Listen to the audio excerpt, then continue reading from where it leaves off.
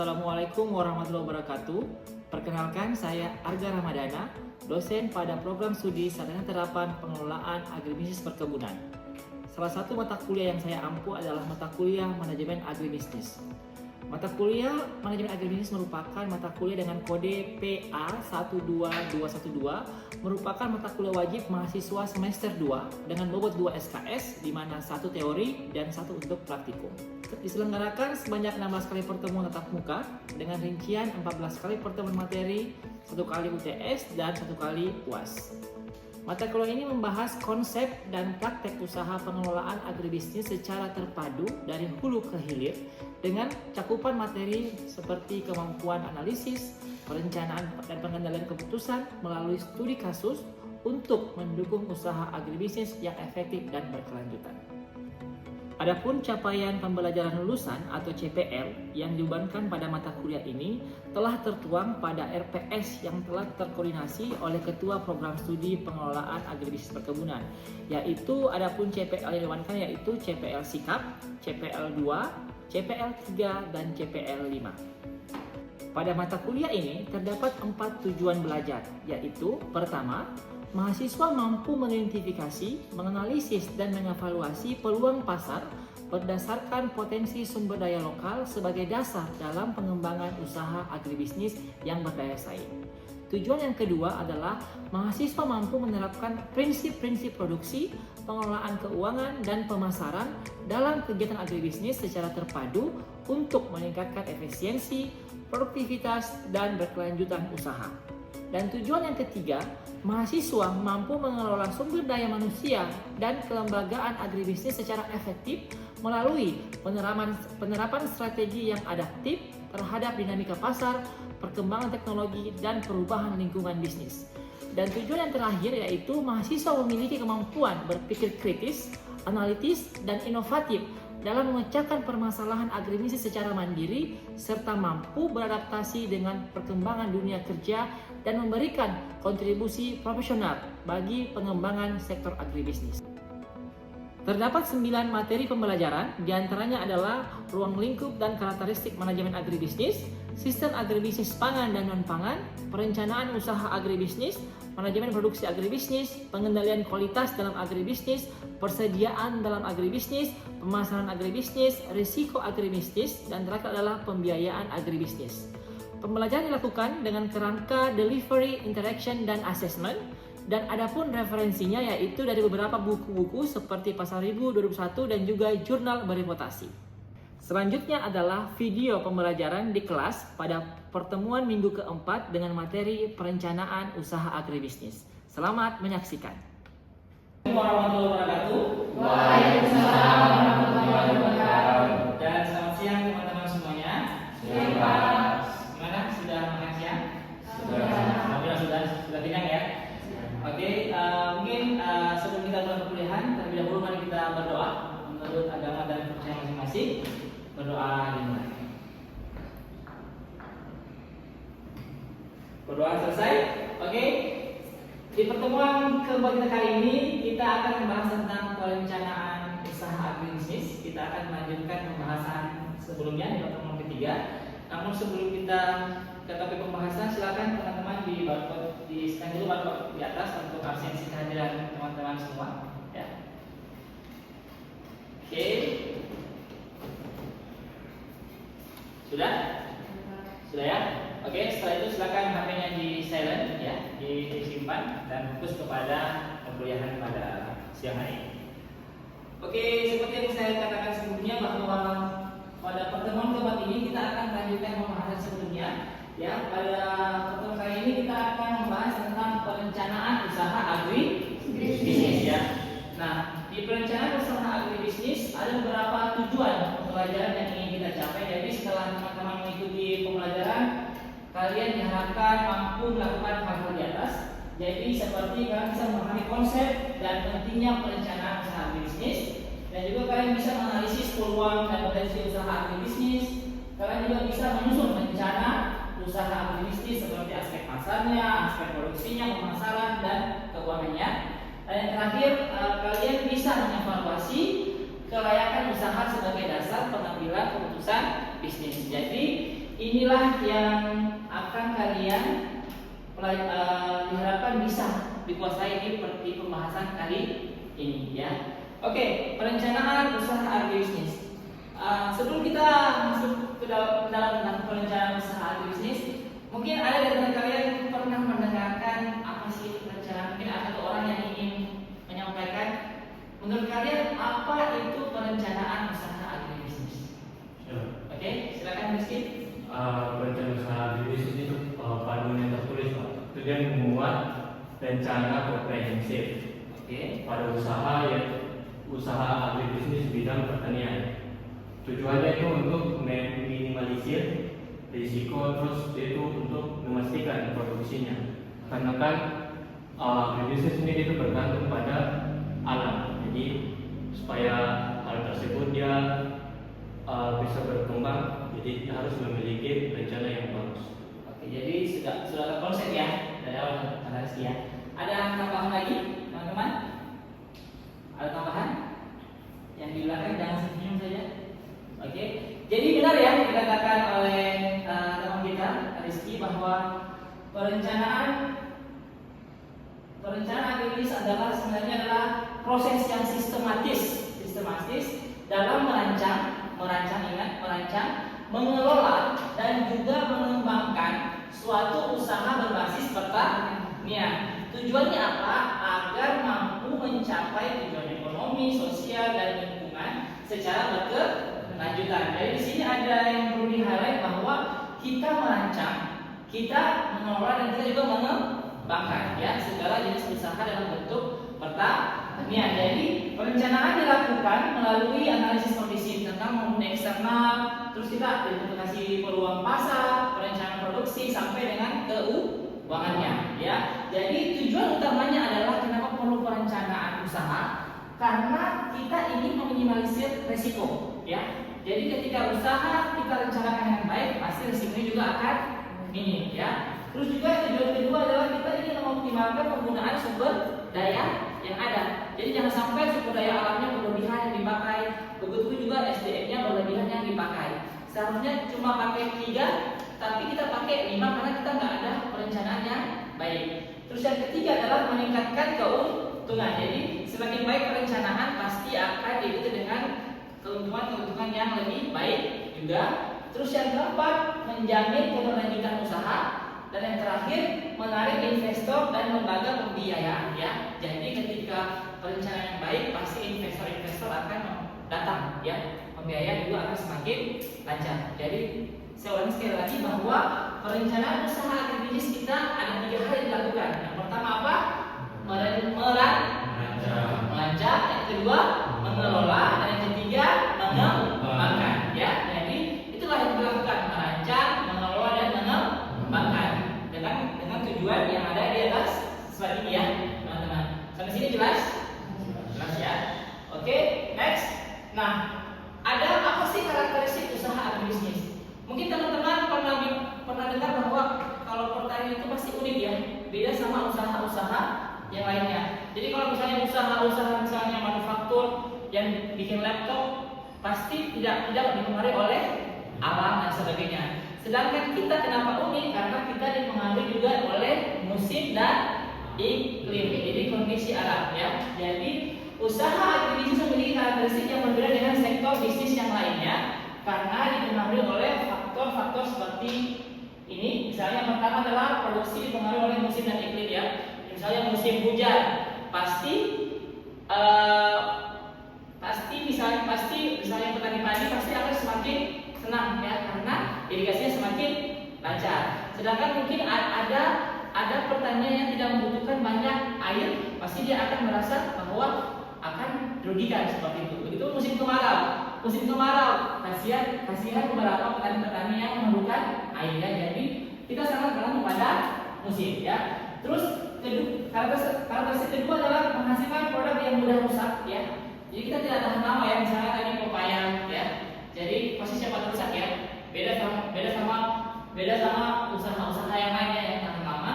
Terus ketidakpastian harga ya, harga kan fluktuatif ya, kalau harga kayak cabai dan sebagainya ya. Terus memerlukan modal yang relatif besar, siklus produksi cukup panjang panjang, risiko produksi tinggi dan bergantung pada teknologi budidaya. Jadi intinya adalah agribisnis atau produk-produk pertanian sangat-sangat berbeda dengan produk-produk yang lain karena tadi ada beberapa keunikan-keunikannya ya. Terus mengapa perencanaan itu penting kira-kira? Jadi kenapa sih perencanaan dalam suatu usaha itu penting? Karena pertama tadi saya katakan sebelumnya bahwa kita bisa mengurangi risiko usaha kita ya. Jadi dengan merencanakan itu kita bisa mengurangi risiko usaha kita.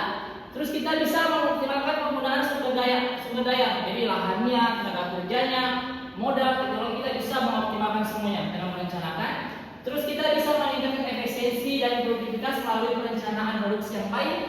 Terus kita bisa membantu mengambil keputusan berdasarkan data dan analisis, bukan semata-mata karena feeling ya. Jadi dengan merencanakan bisnis kita pakai data untuk mengambil keputusan, bukan cuma kayaknya baik gini, kayaknya gini, enggak ya. Tapi kita betul-betul berdasarkan data yang ada ya.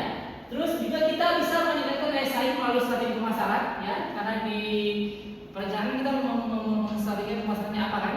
Nah, kita bisa merencanakan itu. Terus mempermudah akses pembiayaan. Jadi karena kita ada bisnis plan atau rencana bisnis menjadi salah satu syarat bagi investor dan lembaga pembiayaan. Jadi kadang-kadang lembaga pembiayaan tidak mau memberikan bantuan biaya kalau tidak ada rencana bisnisnya ya. Jadi dengan adanya perencanaan semua ini bisa kita dapatkan ya. Makanya kenapa perencanaan itu sangat penting ya. Terus tadi sudah. Nah, tujuan tadi saya katakan bahwa ada tujuan ekonomi, manajerial dan strategis. Nah, di atas ini slide tujuan perencanaan usaha. Nah, tujuan ekonomi adalah meningkatkan profitabilitas ya. Jadi keuntungan kita. Jadi kita ingin meningkatkan keuntungan kita. Terus kita efisiensi biaya produksi. Jadi di pertemuan sebelumnya kan saya bahas tentang ada biaya tetap, biaya variabel ya. Dengan adanya perencanaan kita bisa mengefisiensikan itu, biaya variabelnya berapa, biaya tetapnya berapa. Terus kita optimalisasi aset usaha kita ya. Nah, di tujuan manajerialnya menjadi pedoman operasionalnya kita. Terus mempermudah pengambilan keputusan. Jadi dengan adanya rencana bisnis itu memudahkan kita ya untuk mengambil keputusan dalam usaha kita ya. Terus mengukur kinerja usaha. Dan sedangkan pada tujuan strategis itu menentukan arah pengembangan usaha, meningkatkan daya saing dan juga mengantisipasi perubahan pasar ya. Oke, jadi inilah 3 tujuan dari perencanaan usaha itu. Jadi tujuan ekonomi seperti ini, tujuan manajerial seperti yang saya jelaskan tadi, dan tujuan strategis ya. Sampai sini jelas teman-teman? Atau saya terlalu cepat? Jelas ya? Jelas. Nanti kalau ada yang mau bertanya langsung katakan aja ya. Terus kita, nah setelah pada tujuan-tujuan dari perencanaan usaha, kita juga harus mengetahui apa sih sebenarnya komponen usaha agribisnis ya. Nah di atas komponen pertama yang harus ada adalah analisis peluang usaha. Analisis peluang usaha. Jadi kita mengidentifikasi potensi usaha berdasarkan sumber daya dan kebutuhan pasar. Nah, yang kedua, komponen kedua adalah analisis pasarnya. Jadi analisis konsumennya, pesaingnya, permintaannya dan peluang pemasarannya. Terus yang ketiga, komponen ketiga adalah perencanaan produksi. Jadi kita menentukan jenis produknya, kapasitas produksinya bagaimana, teknologinya apa dan proses produksinya bagaimana. Ya, terus yang keempat kita perencanaan organisasi dan sumber daya manusianya. Ya, jadi kita menyusun nih struktur organisasinya, pembagian tugasnya, kebutuhan tenaga kerjanya. Jadi ini sangat penting ya agar tidak ada terjadi kelebihan SDM lah. Terus kita nggak tahu tugasnya apa lah, misalnya Seleski sebagai bagian pemasaran, tapi dia tidak tahu tugasnya bagian pemasaran. Makanya perlu merancang itu semua, ya. Jadi dengan adanya perencanaan organisasi, teman-teman bisa tahu tugasnya apa, tanggung jawabnya apa, ya. Terus selanjutnya juga ada komponen perencanaan keuangan. Nah ini juga salah satu yang paling krusial ya di perencanaan usaha bisnis, bahwa kita harus menghitung nih kebutuhan modal kita bagaimana, biayanya apa, pendapatannya bagaimana, dan proyeksi keuntungannya berapa ya. Jadi harus ada proyeksi keuntungannya ya. Jadi kira-kira dengan modal segini, biaya segini, kira-kira saya dapat keuntungan berapa ya. Nah itu yang harus ada di sini ya, di komponen keuangannya. Terus ada namanya analisis risiko. Jadi setelah mengetahui keuntungan, berapa biaya sebagainya, kita harus tahu kira-kira resikonya apa sih sebenarnya. Nah setelah mengetahui resikonya, kita harus tahu gimana cara menyelesaikan resiko tersebut. Apalagi kan agribisnis kan iklim ya, iklim, suhu, cuaca, banyak sekali hal-hal yang di luar kendala dan di luar kendali kita. Nah itu yang harus betul kita harus tahu ya, risikonya apa. Kira-kira kalau saya tanam ubi jalan di bulan ini, kira-kira bulan ini bulan musim apa ya? Nah itu semua menjelaskan ya. Nah, terus setelah ada risikonya, kita cari tahu kira-kira cara menyelesaikannya apa ketika risiko itu terjadi ya. Terus yang terakhir adalah rencana pengembangan usaha. Jadi bagaimana kita mau ekspansi pasarnya, terus pengembangan bisnis jangka panjangnya ya, bagaimana berkelanjutan ya teman-teman. Jadi intinya adalah ketujuh tadi komponen tadi kan 1, 2, 3, 4, 5, 6, 7 ya. Nah ketujuh ini saling terintegrasi dan menjadi fondasi dalam menyusun perencanaan usaha agribisnis yang layak, kompetitif dan berkelanjutan. Jadi ada berapa tadi komponennya? Ada? Bisa sama-sama jelaskan apa yang pertama tadi? Analisis ulang usaha ya. Terus yang kedua analisis pasarnya, perencanaan produksi, perencanaan organisasi, perencanaan keuangan, risiko dan pengembangan usaha. Jadi ini harus dibuat kepala teman-teman semua ya. Ini harus kan betul-betul kalau ditanya apa komponen perencanaan bisnis, tidak usah buka buku langsung aja ya. Jadi harus dibuat kepala ya. Sampai sini jelas teman-teman? Jelas ya. Terus next, nah setelah mengetahui tadi komponennya, kita harus tahu bagaimana cara menyusun rencana bisnisnya atau bisnis plan-nya. Nah apa aja sih yang ada di rencana bisnis itu? Yang pertama adalah harus ada executive summary-nya atau apa? Ringkasan keseluruhan dari bisnis kita. Terus ada profil usahanya, maksudnya profil usaha kita apa, terus analisis pasarnya, analisis kompetitornya. Jadi siapa sih sebenarnya peluang, siapa sih sebenarnya yang menjadi pesaing kita. Misalnya dari si Irji mau bikin usaha, misalnya toko sembako khusus jual sayuran segar misalnya. Nah, Irji harus tahu kira-kira di daerah itu siapa sih pesaing dari Irji itu ya. Jadi dia analisis. Nah, apa yang tidak dilakukan sama dia itu kita lakukan. Jadi cari pembedanya ya antara kompetitor. Terus juga kita strategi pemasarannya, kita pemasaran bagaimana, terus organisasinya bagaimana, analisis keuangannya bagaimana, analisis risikonya bagaimana, dan rencana pengembangannya bagaimana. Jadi ke-10 ini nanti harus dibuat dalam satu bentuk proposal rencana usaha agribisnis ya teman-teman ya. Jadi itulah tadi. Nah selanjutnya mari kita sedikit berdiskusi terkait dengan bisnis dalam agribisnis. Jadi saya mau teman-teman di sini bersuara ya, jangan cuma melihat saya ya. Walaupun pasti saya terkesima saya. Enggak ya. Oke, jadi saya jika kalian memperoleh hibah 100 juta nih, 100 juta untuk membangun usaha berbasis komunitas lokal Papua Barat. Jadi kita kan di sini ada pala, sagu, kelapa ya, rumput laut atau ikan. Nah, kira-kira nih komunitas apa yang kalian mau pilih? Ayo, siapa? Oke, siapa Irji? Siapa memilih pala? Oke, Irji akan pilih pala. Terus Irji, ketika sudah membuat menjadi pala nih, mau pala nih, kira-kira palanya mau diapakan? Dibikin permen, Pak. Permennya. Jadi mau bikin permen dalam bentuk pala ya, menggunakan pala ya. Terus Irji yakin nggak usaha ini berhasil? Yakin sih karena permen itu diminati sama kalangan anak-anak, remaja, dewasa. Ya, itu kan pendapat Irji ya. Nah, dalam usaha perencanaan bisnis tidak boleh menggunakan pendapat kita, harus mencari datanya. Nah, apa yang harus dilakukan Irji pertama? Irji harus cari tahu bagaimana kesukaan konsumen di Fak-Fak ya. Kira-kira orang Fak-Fak suka nggak sih makan pala? Jangan sampai Irji bikin permen pala ya tadi ya, pala, tapi orang Batak malah suka pemain kopi katanya ya. Oke, thank you Gaji. Ada lagi satu orang lagi, kira-kira tadi kan pala nih. Ada lagi yang mau bersuara?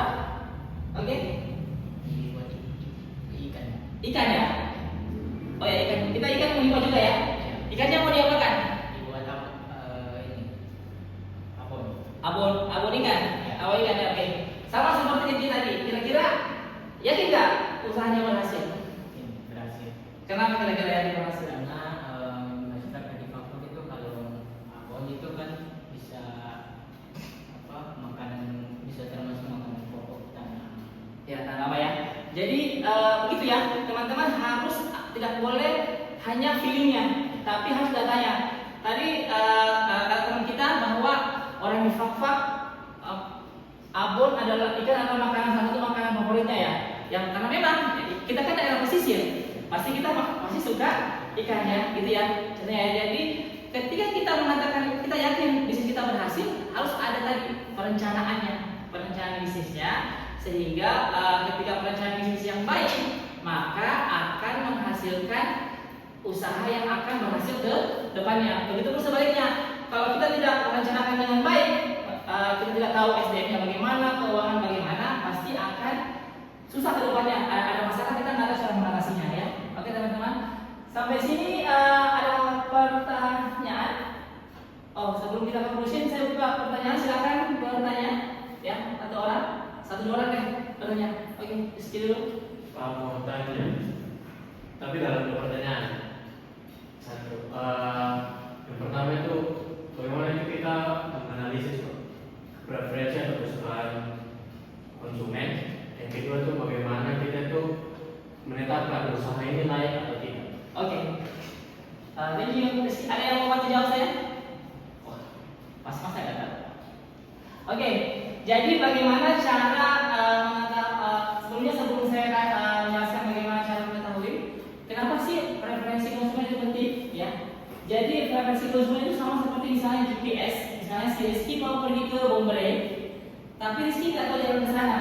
Pasti Rizky butuh GPS.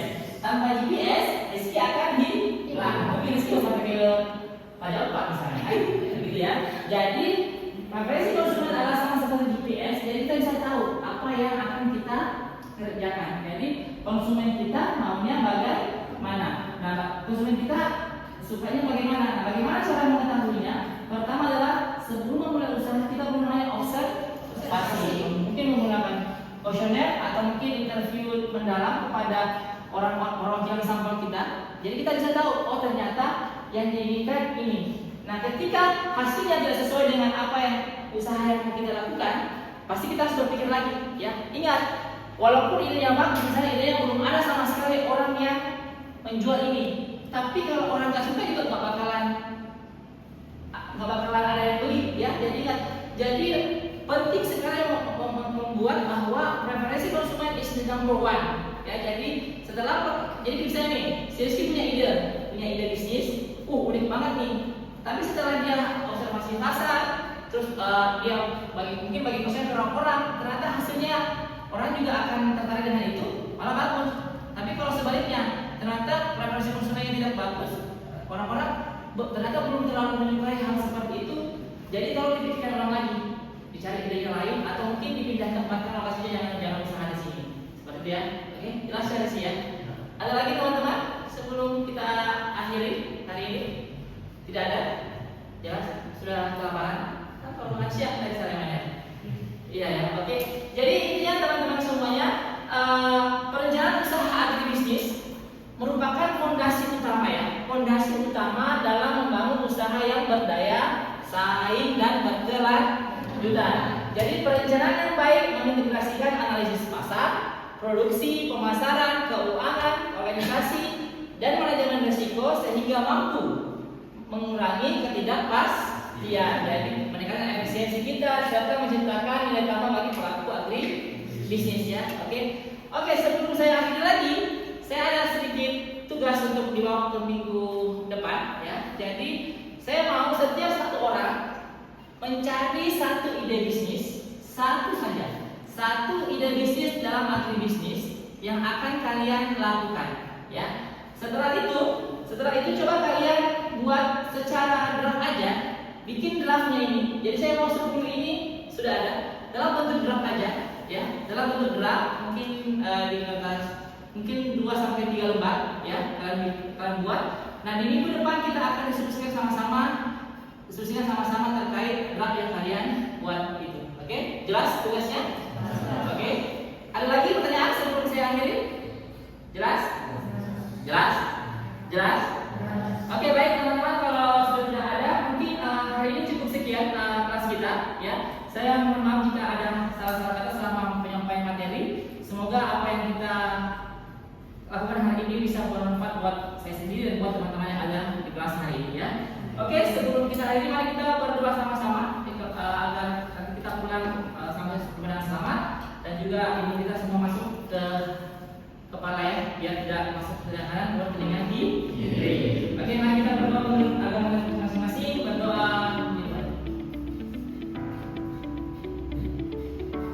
Oke, berdoa selesai. So, thank you so much for today. See you again next week. Saya akhiri. Wassalamualaikum dan selamat siang. Demikianlah video pembelajaran yang saya buat. Semoga dapat menjadi bahan pertimbangan